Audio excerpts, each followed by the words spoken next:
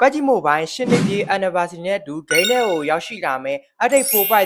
သိထားတဲ့အချက်တချို့နဲ့အတူ power scale တချို့ကိုဒီဗီဒီယိုမှာဖော်ပြပေးသွားမှာပဲဖြစ်ပါတယ်။ပထမဆုံးအနေနဲ့ event ကြီးနေရာကိုကြည့်ရမယ်ဆိုရင်8နှစ်ပြည့် anniversary ကိုရည်ညွှန်းတဲ့အနေနဲ့အဲ့ဆိုတဲ့မိဘုံပြန်တွေကိုများစွာမြင်တွေ့ရမှာပဲဖြစ်ပါတယ်။ event ရဲ့အဆောက်အုံနေရာတွေကိုကြည့်ရမယ်ဆိုရင်တော့ကျွန်တော်တို့ဒီ day ပြောင်းလဲထားတာလေးတွေများစွာကိုမြင်တွေ့ရပါတယ်။ event ရဲ့အိမ်အနေထားတွေဖွဲ့စည်းပုံတွေကအနှဲငယ်ရှုပ်နေတာဖြစ်တဲ့အတွက် player တွေကြားမှာအကြိုက်တွေ့နေမယ်လို့တော့ကျွန်တော်အနေနဲ့ယူဆပါတယ်။နောက်တစ်ခုအနေနဲ့ event ထဲမှာတနေရာတနေရာသွားတာလဲကူစေတဲ့ရှိတ်လိုင်းနှစ်လိုင်းကိုအတွင်းလိုင်းအပြင်လိုင်းဆိုပြီးတော့ကျွန်တော်တို့နှစ်ခုမြင်တွေ့ရပါတယ်။ဒီရှိတ်လိုင်းပေါ်မှာလဲကျွန်တော်တို့ဒန်ဆာအကလေးတွေကပြီးတော့ပြေးလို့ရမှာဖြစ်တဲ့အတွက်တော်တော်လေးကိုမှအထာကျပါတယ်။ဒီလိုရှိတ်လိုင်းပေါ်မှာပြေးတာကိုပြန်မြင်ရတော့ကျွန်တော်တို့တစ်ချိန်ရဆော့ခဲ့တဲ့တမင်ပြန်စီးတဲ့ရေခဲ event ကိုတော့တတိယသွားစေပါတယ်။နောက်တစ်ခုအနေနဲ့ကတော့ ENG မြေပုံရဲ့နေရာတော်တော်များများမှာ ASB အစားရှိသဖြင့်အင်္ဂလိပ်စာလုံးတွေနာမည်ပေးထားတဲ့အဆောက်အုံတော်တော်များများကိုမြင်တွေ့ရပါတယ်။ဒီအဆောက်အုံတွေကိုကျွန်တော်တို့ဖွင့်လိုက်မယ်ဆိုရင်တော့အထဲထဲမှာကျွန်တော်တို့တစ်ချိန်ရဆော့ခဲ့တဲ့ event နေရာတော်တော်များများနဲ့အတူ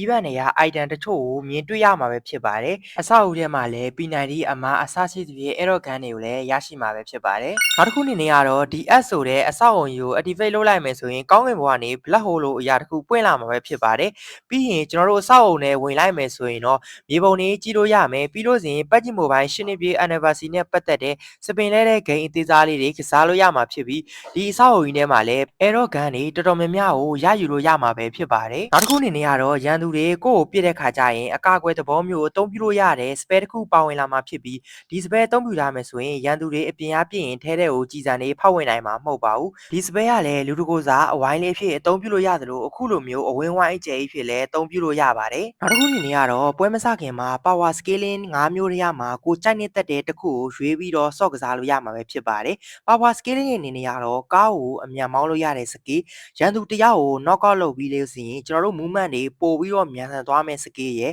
ကျွန်တော်တို့ပရုံးလုပ်လိုက်မယ်ဆိုရင်အဝိုင်းတစ်ခုပေါ်လာမှာဖြစ်ပြီးအဲ့အဝိုင်းထဲမှာရှိတဲ့ရန်သူရေတွက်နဲ့ကားရေတွက်ကိုဖော်ပြပေးသွားမယ်စကေးရယ်ကိုတင်မိတ်တွေကိုစစ်ကူးတဲ့ခါမှာအရင်အထက်ပို့ပြီးတော့မြန်ဆန်စေမဲ့စကေးရယ်နောက်ဆုံးတစ်ခုကတော့ရန်သူတွေကိုတိုက်ခတ်လိုက်တဲ့ခါမှာရန်သူရဲ့ခေါင်းပေါ်မှာ point လေးတစ်ခုပေါ်လာမှာဖြစ်ပြီးအဲ့ point လေးကရန်သူတွေဘယ်နားမှာပဲပုံနေကျွန်တော်တို့အိမ်ကွယ်မှာပုံနေအောင်မှဖော်ပြပေးသွားမှာပဲဖြစ်ပါတယ်တကယ်ကျွန်တော်အနေနဲ့ Peggy Mobile 4.3 update နဲ့ပတ်သက်ပြီးတော့ power scaling တွေပြောင်းလဲမှုအသစ်တွေကိုသဘောကျမကျကွန်မန့်မှာမှတ်ချက်ပြုခဲ့လို့ရပါတယ်ဗီဒီယိုလေးကိုအဆုံးကြီးရဲ့တကယ်ချင်းတွေကကျွန်တော်ခင်လို့ကြည့်ရလို့ကျွန်တော်အနေနဲ့သတ်မှတ်တဲ့အတွက်ကျွန်တော်အနေနဲ့တောင်းဆိုစရာလေးခုရှိပါတယ်အဲ့ဒါကဘာလဲဆိုရင်ကျွန်တော် YouTube channel လေးဖွင့်လာတာတော်တော်လေးမှကြာနေပါပြီဒါပေမဲ့ကျွန်တော်အနေနဲ့ subscriber 30ပဲရှိရပေါ့နော်ဗီဒီယိုတွေလည်းကျွန်တော်အများကြီးတင်ထားပေးတယ်ဗျာဒါကြောင့်မို့တကယ်ကျွန်တော်အနေနဲ့ကျွန်တော် supporting ပေးခြင်းနေဆိုရင်ကျွန်တော်အခုပြထားပေးတဲ့ AOG အလုံးဆိုတဲ့ YouTube channel လေးကို subscriber လေးလုပ်ပြီးတော့ကျွန်တော်ကို supporting လေးတွေလုပ်ပေးဖို့ကျွန်တော်အနေနဲ့တောင်းဆိုချင်ပါတယ်အဆုံးထိအားပေးတဲ့တကယ်ချင်းတူးကြောက်စီနိုင်ကိုအထူးပဲကျေးဇူးတင်ပါတယ်ဗျာ